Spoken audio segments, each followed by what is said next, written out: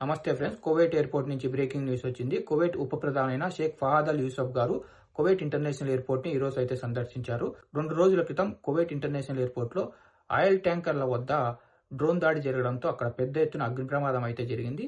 ఈ సంఘటనా స్థలాన్ని స్వయంగా ఆయన విజిట్ చేసి పరిశీలించారు. అధికారుల ప్రకారం ఈ అగ్ని ప్రమాదం ఇరాన్ సంధించిన డ్రోన్ కారణంగా జరిగిందని, అయితే సంతోషకరమైన విషయం ఏంటంటే ఈ ప్రమాదాన్ని అత్యవసర బృందం పూర్తిగా అదుపులోకి తీసుకొచ్చాయని ఆయనకైతే తెలియజేయడం జరిగింది.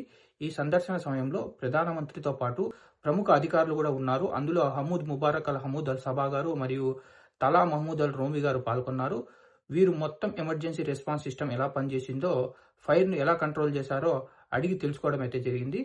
ఉప ప్రధానమంత్రి గారు నేరుగా ఫ్యూల్ ట్యాంకర్ ప్రాంతానికి వెళ్లి అక్కడ డ్యామేజ్ని అయితే పరిశీలించారు. అంతేకాకుండా ఈ సంఘటన సమయంలో తీసుకున్న భద్రతా చర్యలపై కూడా ఆయన అడిగి వివరాలైతే కనుక్కున్నారు.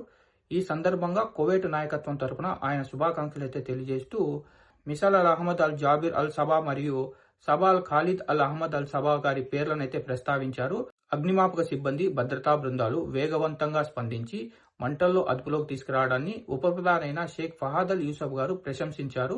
ఫ్రెండ్స్, కువైట్ ఉప ప్రధానైన షేక్ ఫహాద్ అల్ యూసఫ్ గారు కేవలం ఎయిర్పోర్ట్ ని సందర్శించి అక్కడ పరిస్థితుల్ని పరిశీలించారంతే. కువైట్ ఇంటర్నేషనల్ ఎయిర్పోర్ట్ ఎప్పుడు ఓపెన్ అవుతుందన్న దాని మీద అఫీషియల్ అప్డేట్ అయితే ఇవ్వలేదు. ఇంకా అలాగే కువైట్ సివిల్ ఏవియేషన్ అథారిటీ కూడా ఎటువంటి అఫీషియల్ అప్డేట్ కూడా ఇంతవరకు అయితే ఇవ్వలేదు. ఈ యుద్ధం త్వరగా సర్దుమణిగి కువైట్ ఇంటర్నేషనల్ ఎయిర్పోర్ట్ త్వరగా ఓపెన్ కావాలని కోరుకుందాం. ఎందుకంటే చాలా మంది మన తెలుగు వాళ్ళు కువైట్ ఎయిర్పోర్ట్ ఓపెన్ అవుతే ఇంటికి వెళ్లాలని ఎదురైతే చూస్తున్నారు. ఈ యుద్ధం త్వరగా ముగిసి కువైట్ ఇంటర్నేషనల్ ఎయిర్పోర్ట్ త్వరగా ఓపెన్ కావాలని కోరుకుందాం.